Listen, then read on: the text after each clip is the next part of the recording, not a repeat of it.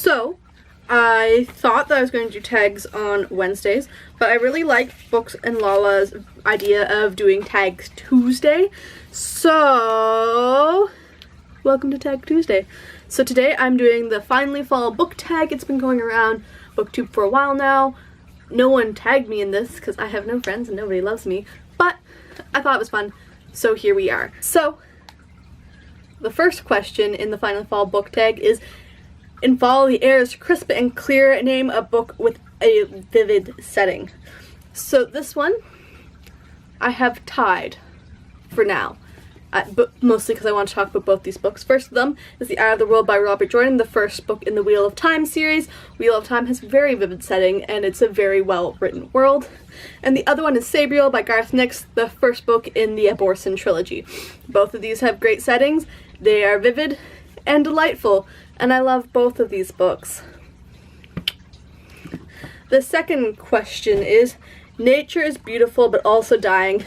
Name a book that is beautifully written, but also deals with heavy topics. I'm going to use a lot of these today.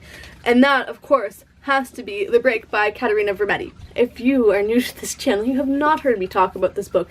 If you're not new, you should have heard me talk about this book. It is a book that should have won Canada Reads this year in 2017, and it did not because of misogyny and racism. Anyways, it's a very good book. It's wonderfully written. It's her debut novel, and I absolutely loved it, and I think everybody should read this book.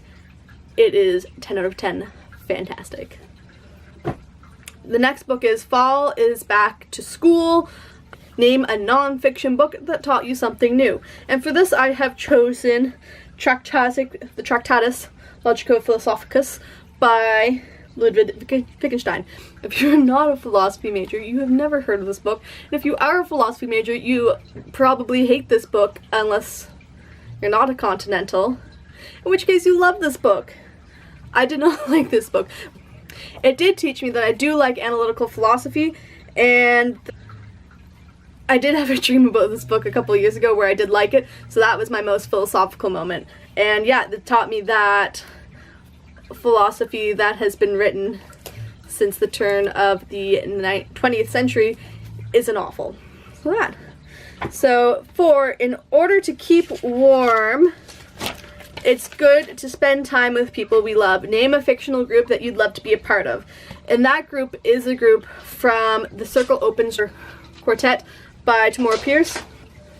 This book follows four adventuresome young folks, each book in the two quartets that are, I didn't want to take off my shelf, that follow them. Each one focuses on one of the main characters, and this was a ninth novel in that series that continues on that. Their names are Daja, Briar, Triss, and Sandry. This was like crack to me when I was growing up. They're all kind of elementals, and it was a wonderful series, and I would love to be their friends still to this day, even though I'm old.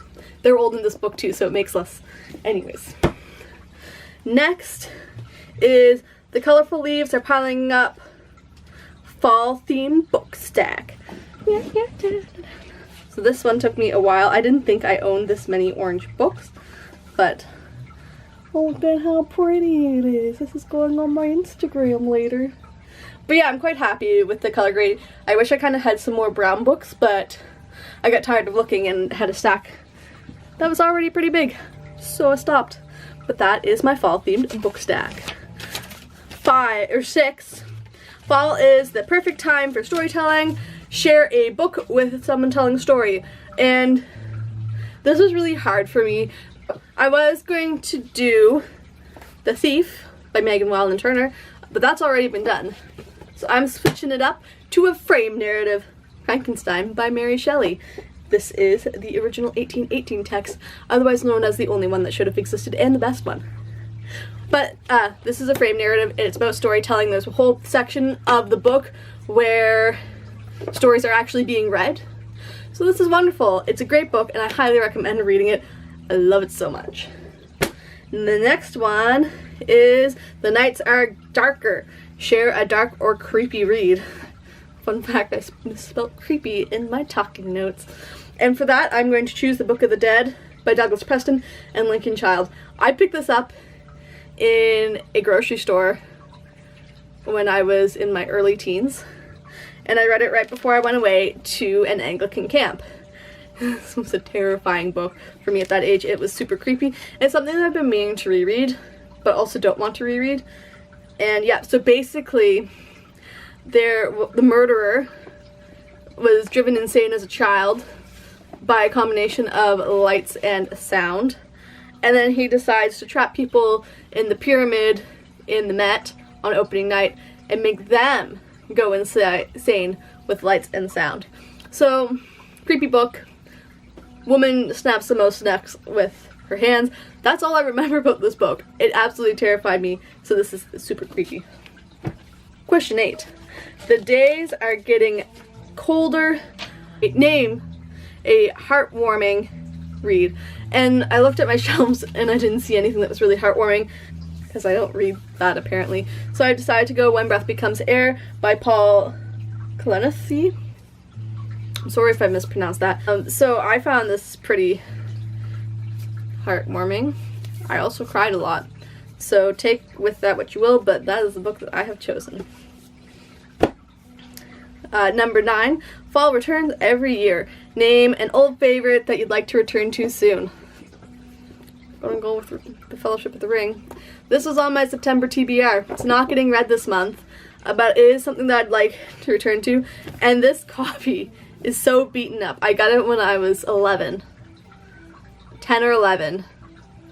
No, I read it the first time when I was 10. And back in those days, I thought it was really cool to write your name on the pages, and my address and stuff is in the front of the book, so you can see my name. I think covered up my address because I don't want you stalking me. And one of the pages actually ripped out. I don't know if you can see that, but I taped it back in. And I love this book dearly. I've lent it to several friends, which is why it was already in rough shape, so they didn't actually affect it any. But yeah, this is the book that I'd like to return to. And finally, fall is the coziest reading time. Share your cozy reading accessory. Well, I don't have many reading accessories other than my dog, who frequently reads with me, and I love him very dearly. So, isn't he cute? He keeps me warm. He's good company. Sometimes he's a little restless, but I love him. So yeah, that's the end of this tag video. Woo! So many pieces of sticky notes. Not environmentally friendly. But yeah, if you enjoyed this, give me a thumbs up and subscribe to my channel. If you'd like to be tagged, I tag you for this tag because no one tagged me, so I might as well do something. And I don't really know anyone who would like to be tagged. But if you tell me that you're up for tags in the comments below, I'll tag you in future videos. So yeah, we'll see you next time. Until then.